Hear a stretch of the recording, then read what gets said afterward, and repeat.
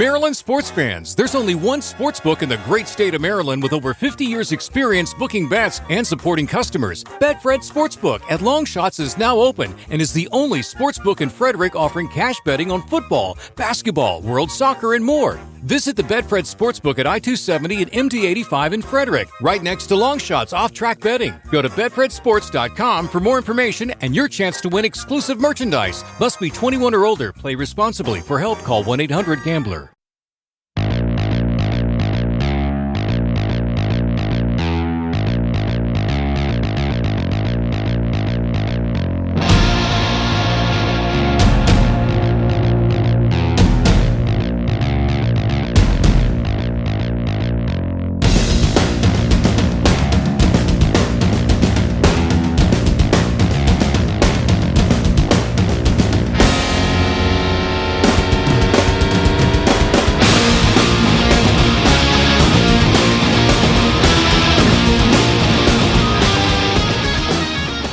Good afternoon, everybody. It is Jay Scott. This is The Hook Rocks, the Ultimate Rock Community Podcast. Hope you're all doing well out there. Hope you're doing as good as you can be, staying safe and staying healthy. I know there's a lot going on across this country, and hopefully we can stay together and keep moving forward. It's better to move forward in locked arms than separated. So hopefully, West Coast, you're doing well with the fires. Across this country, there is social unrest in certain places. I know Louisville is, everyone's keeping an eye on that right now because of the whole situation down there. But also we have the pandemic that's not going away, that's affecting all of us. And that brings us to our next guest, and that is Jordan Grobe from NIVA, the National Independent Venue Association. How are you doing today, Jordan? I'm doing well. Thanks for having me, Jay. Thanks for coming on. I really do appreciate it. This is a subject that is near and dear to my heart. I am a huge, person that intakes live music on a yearly basis. I do about 20 to 30 shows, usually at the club level or the mid-level theater level, and those are the ones that are most affected by this pandemic because of just the loss of revenue and, places shutting down and not being able to get the occupancy going. And then also because no one seems to be wanting to help them out. I know there's a bill on the floor or a bill that's been proposed, but I don't know where that's going and when that's going to happen. And hopefully you can touch a light on that and give us a little bit more information. Why don't you tell us first about your organization for those that don't know? Sure. So NIVA, the National Independent Venue Association, was founded in roughly April as a unified response to COVID and all of the closures associated with it. It's difficult because we're all independent venues. So many of us either knew each other from, industry conventions, things like that, or just from the fact that we used to be competitors. And now we're all faced with this insurmountable problem that none of us can bear through alone. And it was pretty clear from the onset that number one, this wasn't going to be brief, and number two, this wouldn't be something that we can take on individually. So thankfully, there was an organization called Marauder. They're a publicity and marketing firm in the music industry, and they had organized Independent Venue Week going back a number of years in both the UK and the US. And so they already had all of these connections to all of these independent venues. And as soon as all of these closures happened, they were able to get us onto a phone call and say, all right, look, what do you guys need? How can we make it through this? And so born out of that original meeting was this organization that now has nearly 3,000 members. When we talk about this, because I've brought this up on previous shows, the future of live music, I think it's important for people to understand that, yes, the main objective of NIVA is to get support for these clubs, these theaters that these bands play in, not just rock, but jazz and all other types of, comedy clubs. Mm-hmm. What people, I think, don't understand when you peel back the orange is how this all affects everyone. It affects communities. It affects companies that provide liquor to those venues, provide food to those venues. And if the venues start shutting down and there's less distribution of liquor or food, and what happens in the communities, I know when I go to a live show, I may not eat at the venue that I'm going to see the show at, but I might eat at a restaurant. Or if I'm going into Wisconsin to see a show, I may stay at a hotel. So it all kind of goes together. And for those that maybe just brush it off as like, oh, these clubs will come back. It's not just about the clubs, although your organization is focused on it. But I want people to understand that this is affecting everybody. It affects the waitresses, the bartenders, the security at the clubs, the roadies for these bands that rely on these tours, even though there's absolutely so this is really not just this is communities. This is about community more so than it is about saving the live venues. It's a massive ecosystem that really has far reaches through everything that we do. It's an estimate that we have 5.1 million people in the live events industry that are currently completely unemployed. We have estimates that say for every $1 in ticket sales that are generated at small venues, $12 in the local economy is raised, whether that be through, as you were saying, going to bars, going to restaurants, going to hotels. All of these different facets that come together that people don't really realize exist behind the scenes, including even the fact that so many of these venues, when they started years and years ago, they started in parts of town that, were kind of slowly growing, but generally had been left alone because it was all they could afford to be in. And now all of these people flock to those venues for shows. So the community around them has grown massively. You get new apartment buildings, you get new restaurants, you get new hotels. And none of that exists without the main draw to the area, which is these venues. When you think about the tax on a ticket that people pay to go see these shows, that tax money, like you just said, goes to those communities, goes to that. And if there's no revenue generated, the hometown that I grew up in, I grew up outside of Chicago in Des Plaines, Illinois. And there's a theater it was an old movie theater called the Des Plaines Theater, and they were converting this into a theater for music, for comedy. The owner of this club also owns the Arcada Theater, which is in St. Charles, and they were going to be doing the same thing here in Des Plaines, Illinois. It had a train line that came from the city and then came from the far reaches of the suburbs into this so people could commute to this club. And then there's restaurants and there's all these things around it. If there's an example of what's happening, like you just said, these clubs and how the communities rely on these draws and that tax money to come in. And when you see the lack of progress being made and trying to get aid, I mean, everyone talks about PPP, but I want you to touch on that too, as well as how that's not really set up to help these clubs and these theaters. Absolutely. So the main issue with PPP, the Payroll Protection Program, is in the name. It's there to protect payroll. And it works well for the businesses that are able to operate and still have people on their payroll. A restaurant that maybe was struggling can struggle a little bit less after having received some payroll protection. But we're completely closed. There's no way for us to safely operate in the realm that we used to. So certainly some places have reopened as bars if they can, if they have outdoor spaces. But there's no way for us to put on a show. There's no way for us to be anywhere near the business level that we were at before.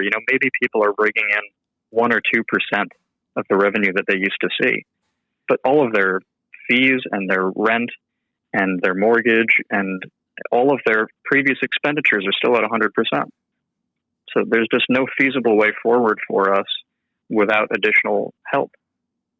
And even then, PPP funding is limited and has a lot of put in place restrictions for how you can use it. And if you don't use it that way, then it's not forgivable. And so it certainly was created with the intention of helping small businesses, but there are certainly small businesses that it left out. And that's where the Save Our Stages Act and the Restart Act is meant to fill those gaps. Where are we at in terms of progress towards getting aid to these clubs and these theaters? It is a good question. We have a lot of co-sponsors on the Save Our Stages Act. We're looking at somewhere in the 40s in the Senate and somewhere in the 120s in the House.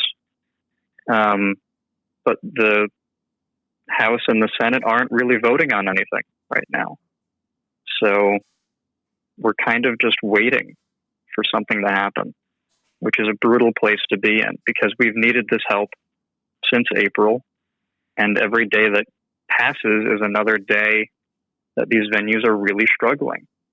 And it's not just that, some of these venues won't see it through because they won't. 90% of the members that we have stated that if they don't get this federal help, they won't be able to reopen on the other side of this.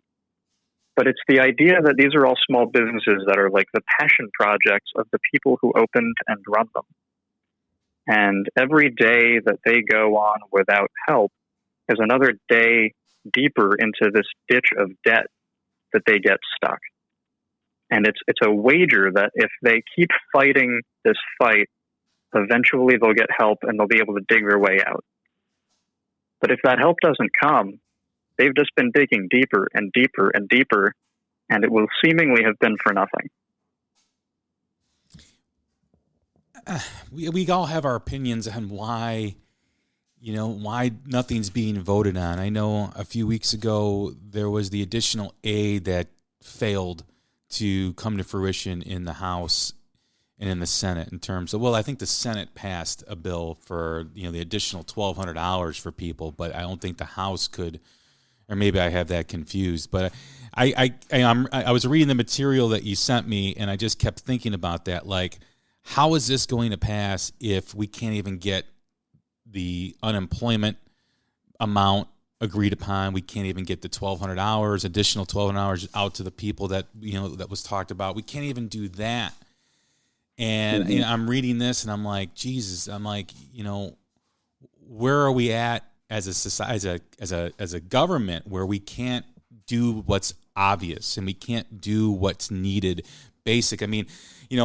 There's always this idea that one side of the aisle doesn't like the arts and the other side is a proponent for it. But that's not really what the argument is. The argument is, like I said, is about the communities and about saving those communities with these theaters and the restaurants. Which is why in this rare situation that we're in, of the 150 representatives and senators that support these bills, it is vastly bipartisan in a world that doesn't seem to be bipartisan on any other level. Which it's very thankful that we have that support. But again, unless that support turns into actual legislation, it doesn't really mean anything. Is this also something that is per market? And I mean that because when we look at the landscape of the country and we see some states not allowing, clubs to open or people to, attend shows inside, and then you have other states that are opening up. Is there a difference between if you're in Texas versus Illinois versus, Florida versus California?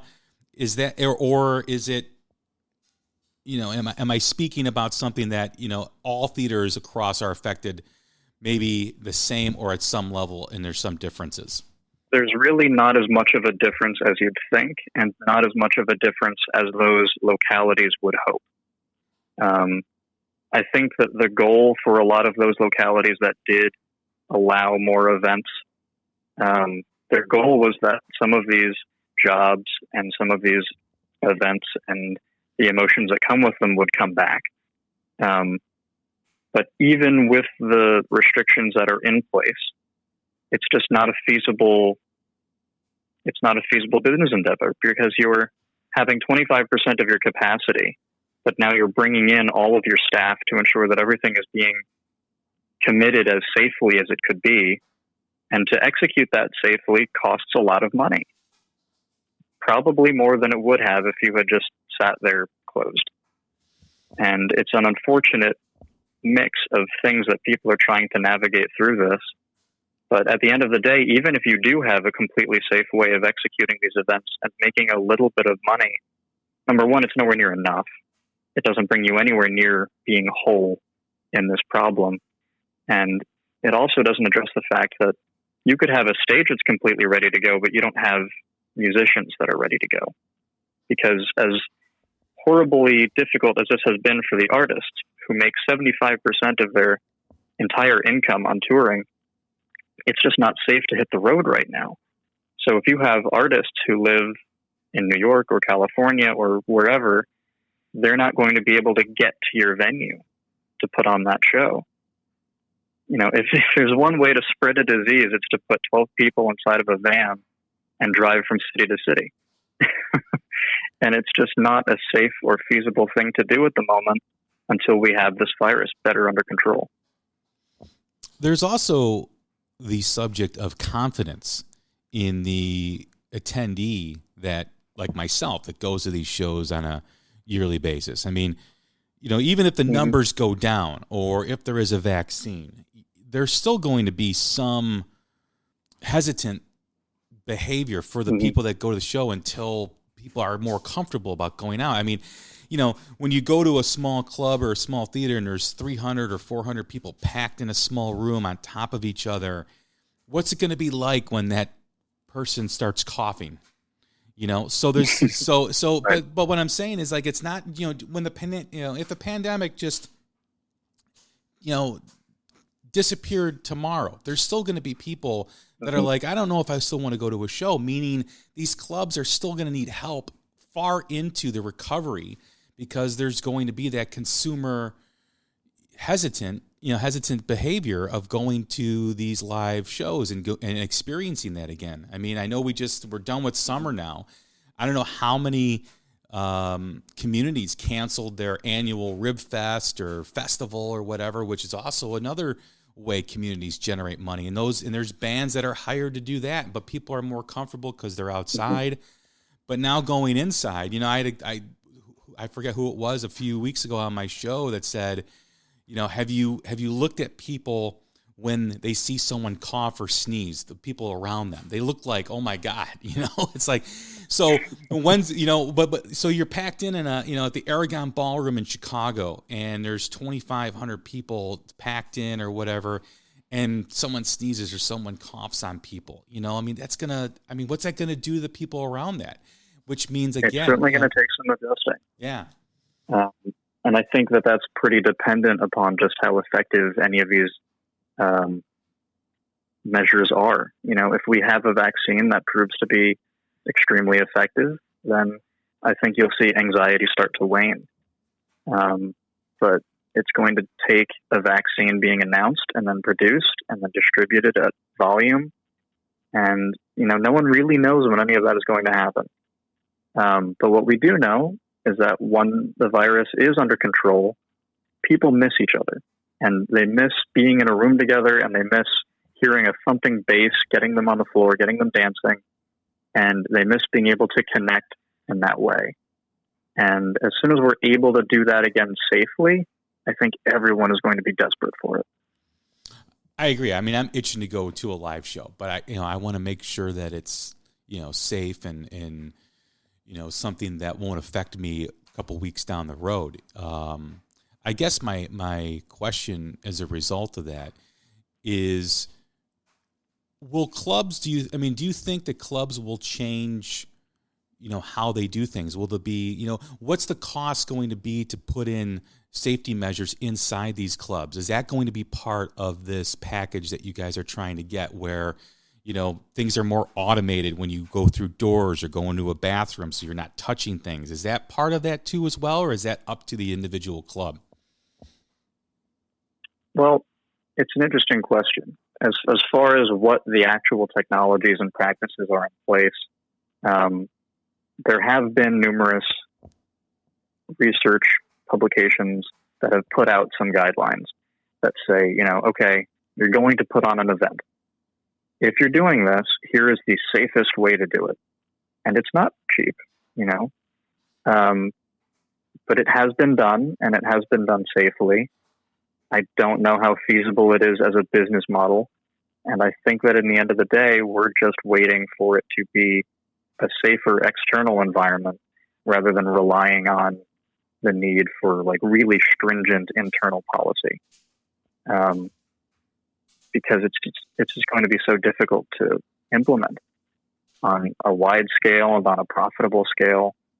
And I think that once we do have a better handle on the virus, there will certainly be measures taken in the future that maybe weren't ever taken before. But I don't think that we're going to need to, permanently have plexiglass in between tables and things like that. We always talk about the new normal that's going to arise from this. In your viewpoint, how is this going to change the live experience? Either, when this is all over and we start to get back to that new normal, short-term versus long-term? I mean, in the short term, you will certainly see anxiety in the crowds, and you'll see a lot of effort undertaken to make sure that everything is being done as safely as possible. As far as safety is concerned, that's always been the top of everyone's list. It's just never particularly meant pandemic safety. So anything that's required will just be added into a traditional safety plan. As for how this looks long term, it's anybody's guess. What I will say is what happens right now with regard to these independent venues will have a very long-lasting impact on the live music scene as a whole. If 90% of these venues do fail because we haven't received any federal aid, the quote that I'm going to refer to here is from James Murphy from El City Sound System. He likened the independent music scene to that of the Great Barrier Reef. It is completely integral to everything that we do, and without it, everything just kind of stops. And at the same time, once it's gone, it doesn't come back. These independent music venues have been around for decades, and they are cultural hubs because the people that opened and run them care about the culture. It's not a profit motive, and a lot of the time they're taking chances on new artists that, when Lizzo was starting out, who knows what her first show's ticket sales looked like. But someone put her on that stage, and now she's a superstar. But she needed to work her way up. Every artist starts somewhere, and every artist needs a small stage and a small audience before which they can craft what they do. And without those stages, I don't even know where new artists will get their start or if we'll even have them.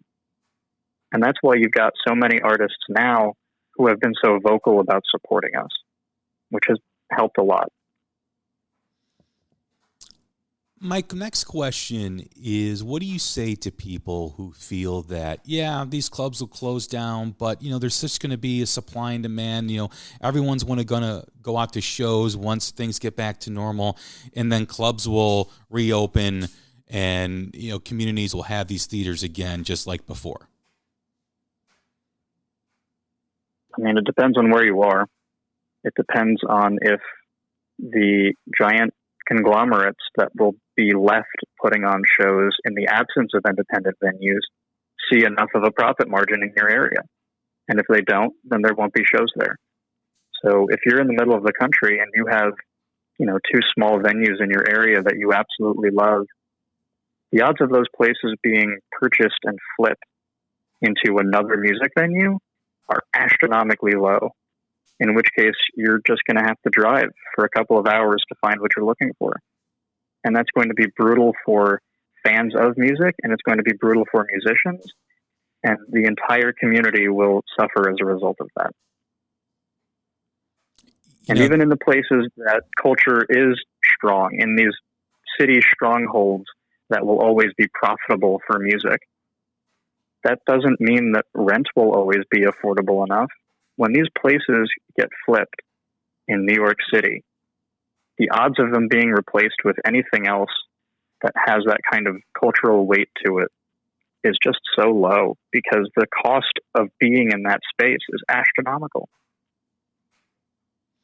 It's also logistics too. I mean, if you're a new band and you're putting together a tour to get exposure and play in these small clubs and theaters, and you're starting out in California and you're trying to find the most cost-effective way to tour across the country.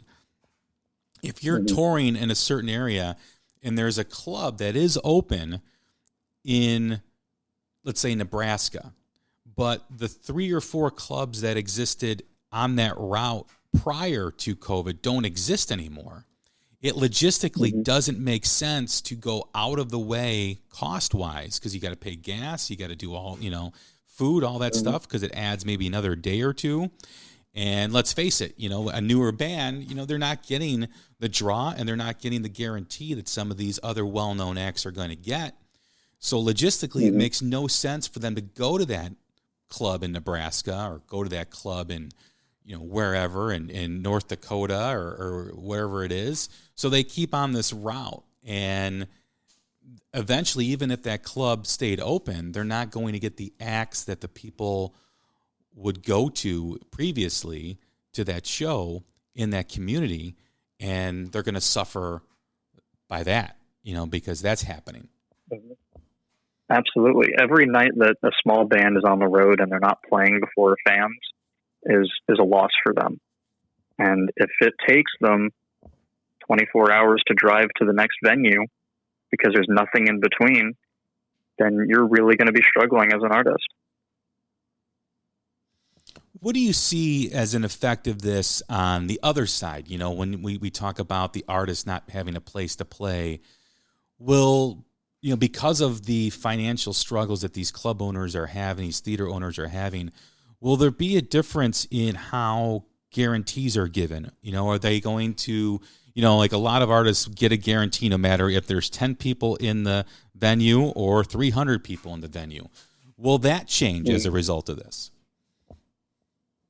I don't know. It's a good question. I think that there has to be a degree of flexibility as far as these first coming shows are concerned, because no one has any idea how it's going to work, and we've all taken these huge losses. But no one really knows how this industry as a whole is going to recover and move forward, and in what form those things will take. Certain companies have put forth their policies, and they have not been well received by the artist, but we've all, been hit with this insurmountable hill of losses, and it's going to be very difficult for everyone to dig themselves out of without help. And you also run the risk too as an artist that if you do accept these changes in the guarantees and whatnot, and the reason behind it is because, like you just said, we've all dealt with the aftermath of this pandemic. We're dealing with it currently.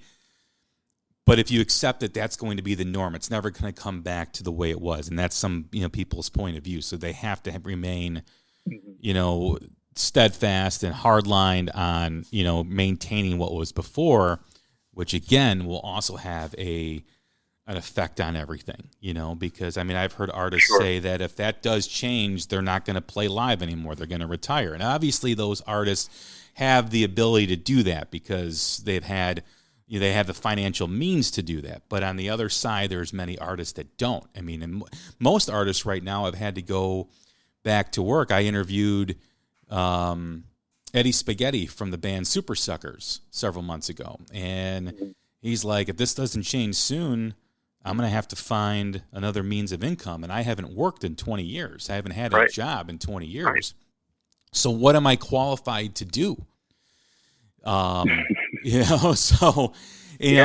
think one of the things that people don't realize too is that, of the 5 million people in this industry that are unemployed as a result of having no work at all, so many of them are also musicians who, if they can't be on the road all the time, earning a living wage doing that, then they keep themselves afloat at home by working at these venues.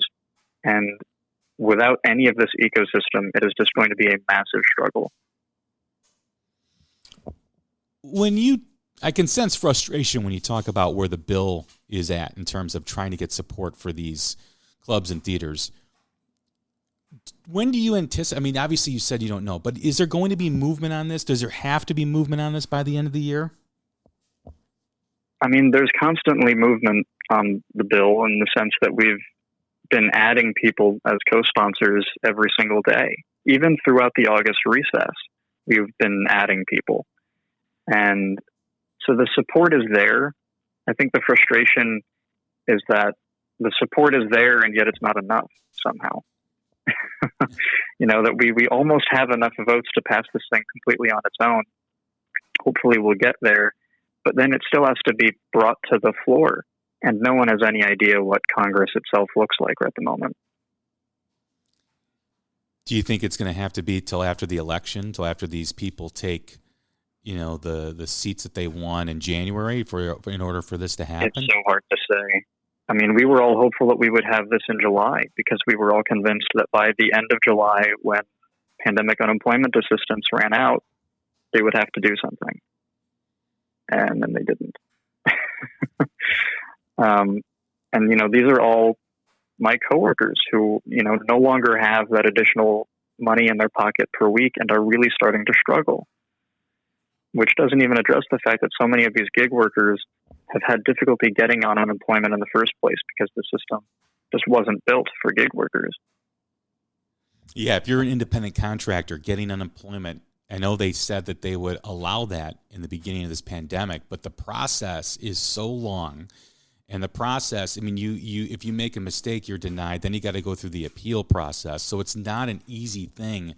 It's not just you fill out the form and then in 2 weeks you start getting checks. It's a little different for people that are independent contractors, whether you're a roadie, whether you're a sound person, whether you're a tech, whether you're, whatever the case is. It's not easy. And there really hasn't been any direction from the government in terms of independent contractors and how to fill out the forms and how to go about this process. The system was never designed for people like that. So instead of them creating something to make it easier, they've got to, get rejected, go through the appeal process, and then keep their fingers crossed that they get checks, they get money. Mm-hmm. And then when you think about it from the perspective of the employees as well, these are very skilled workers that have been doing this for decades. If you've been a lighting designer on the road with an artist, you've probably been at it for decades, and you're an extremely skilled individual. That's not an easy job, but it's not really applicable outside of this industry. So what are you going to do before these concerts come back? There's not another job for them to go to. And I think that's the struggle that they're all facing, is that this has been their passion. This has been their experience. All of their resumes are catered to exactly these specific things that we now can't do. And that's a really rough place to be in for a lot of people. And if they do end up having to find other jobs, then what's going to happen when we do come back?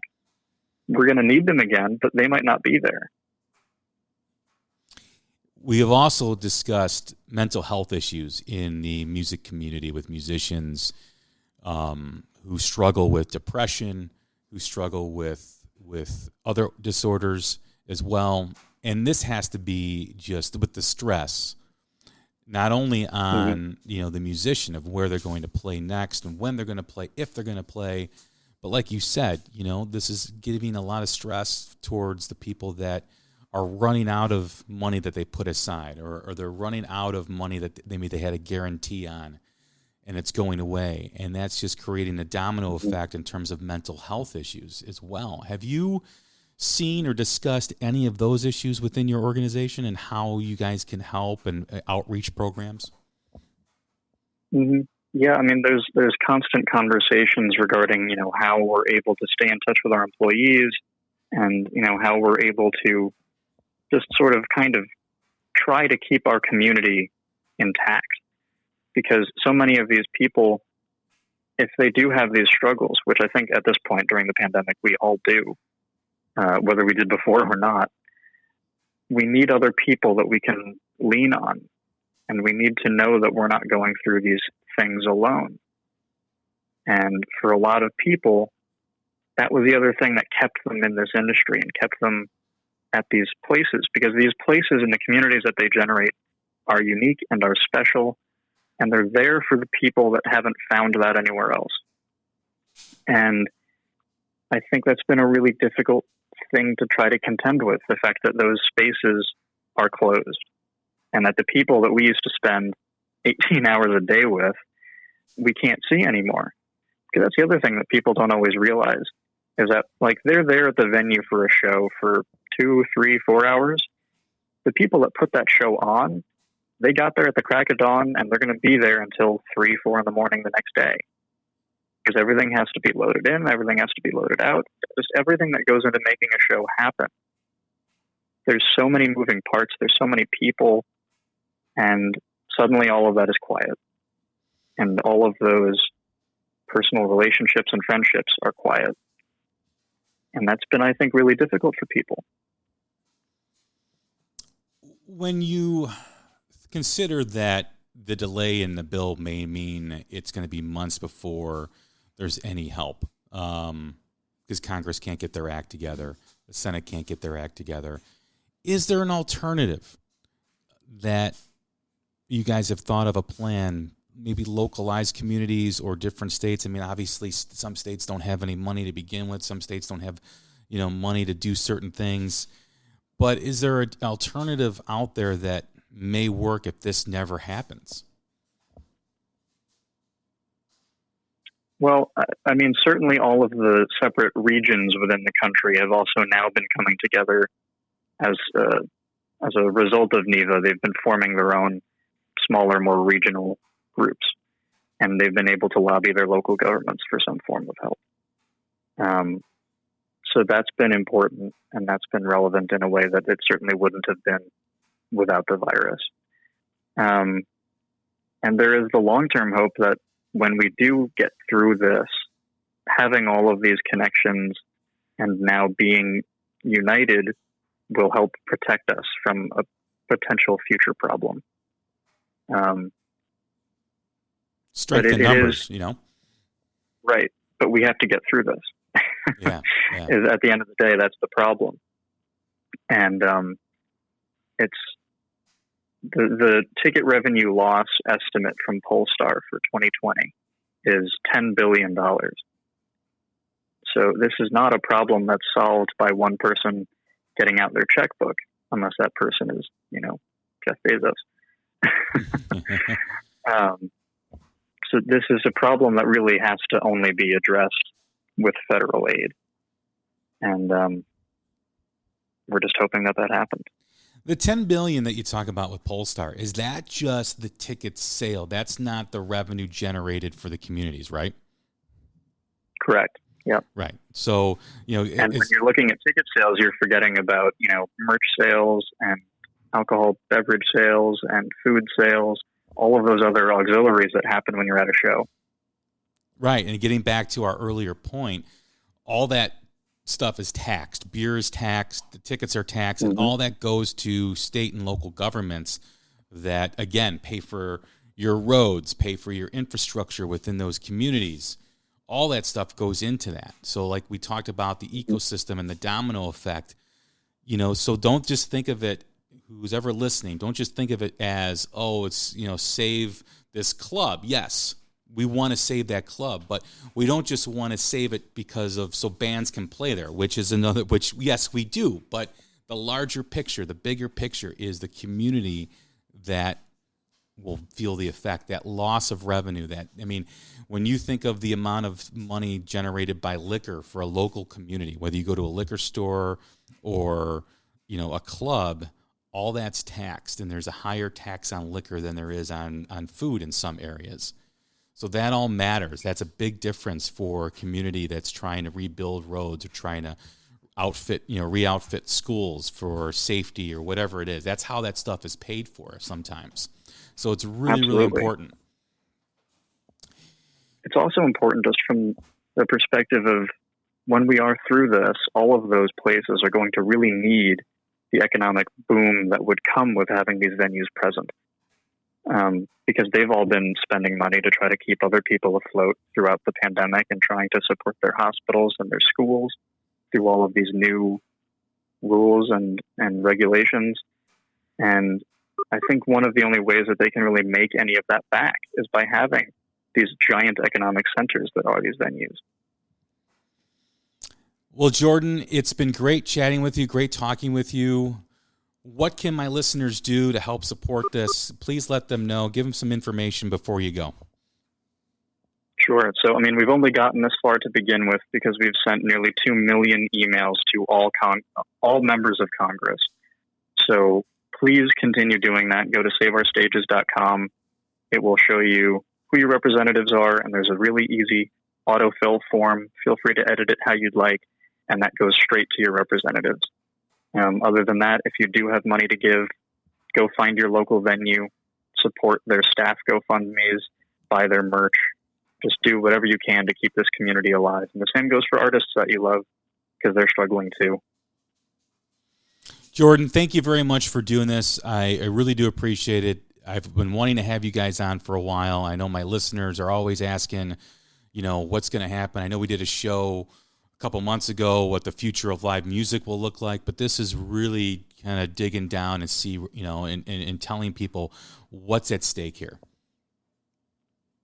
Thanks so much for having me, Jay. And I'm glad that we're able to tell our story. And I hope that the next time we talk, it'll be with happy news.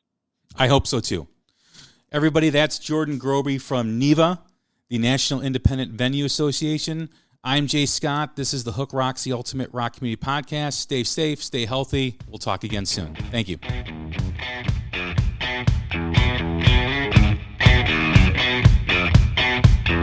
I'm a soldier. I'm in the trenches, fighting every day to succeed. I can feel the blood rushing through my